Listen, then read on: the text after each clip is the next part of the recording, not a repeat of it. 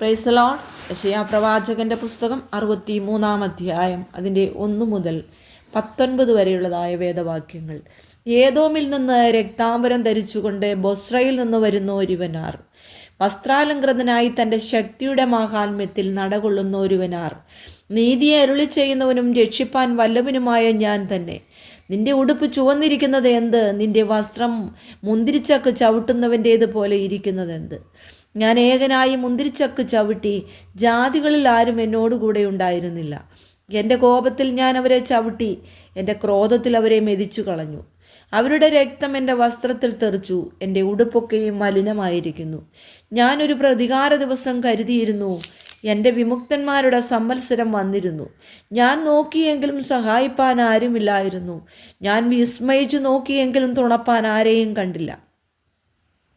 അതുകൊണ്ട് എൻ്റെ ഭുജം തന്നെ എനിക്ക് രക്ഷ വരുത്തി, എൻ്റെ ക്രോധം തന്നെ എനിക്ക് തുണ നിന്നു. ഞാൻ എൻ്റെ കോപത്തിൽ ജാതികളെ ചവിട്ടി, എൻ്റെ ക്രോധത്തിൽ അവരെ തകർത്തു. അവരുടെ രക്തത്തെ ഞാൻ നിലത്ത് വീഴ്ത്തിക്കളഞ്ഞു. യഹോവ നമുക്ക് നൽകിയതുപോലെയൊക്കെയും ഞാൻ യഹോവയുടെ പ്രീതി വാത്സല്യത്തെയും യഹോവയുടെ സ്തുതിയെയും അവൻ്റെ കരുണയ്ക്കും മഹാദയയ്ക്കും ഒത്തവണ്ണം അവൻ ഇസ്രായേൽ ഗൃഹത്തിന് കാണിച്ച വലിയ നന്മയെയും കീർത്തിക്കും. അവർ എൻ്റെ ജനം കപടം കാണിക്കാത്ത മക്കൾ തന്നെ എന്ന് പറഞ്ഞു അവൻ അവർക്ക് രക്ഷിതാവായി തീർന്നു. അവരുടെ കഷ്ടതയിലൊക്കെയും അവൻ കഷ്ടപ്പെട്ടു. അവൻ്റെ സമ്മുഖദൂതൻ അവരെ രക്ഷിച്ചു. തൻ്റെ സ്നേഹത്തിലും കനിവിലും അവൻ അവരെ വീണ്ടെടുത്തു. പുരാതന കാലത്തൊക്കെയും അവനവരെ ചുമന്നുകൊണ്ട് നടന്നു. എന്നാൽ അവർ മത്സരിച്ച് അവൻ്റെ പരിശുദ്ധാത്മാവിനെ ദുഃഖിപ്പിച്ചു. അതുകൊണ്ട് അവൻ അവർക്ക് ശത്രുവായി തീർന്നു. താൻ തന്നെ അവരോട് യുദ്ധം ചെയ്തു.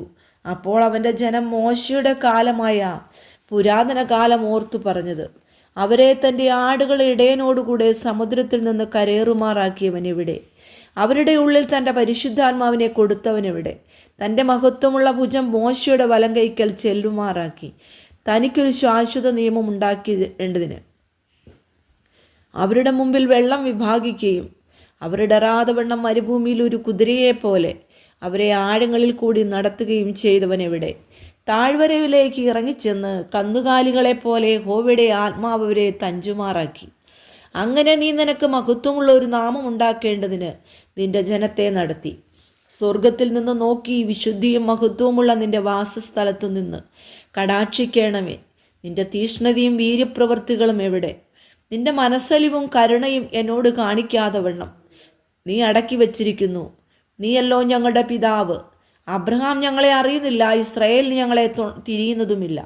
നീയോ യഹോവയെ ഞങ്ങളുടെ പിതാവാകുന്നു. യുഗാരംഭം മുതൽ ഞങ്ങളുടെ വീണ്ടെടുപ്പുകാരൻ എന്നാകുന്നു നിന്റെ നാമം.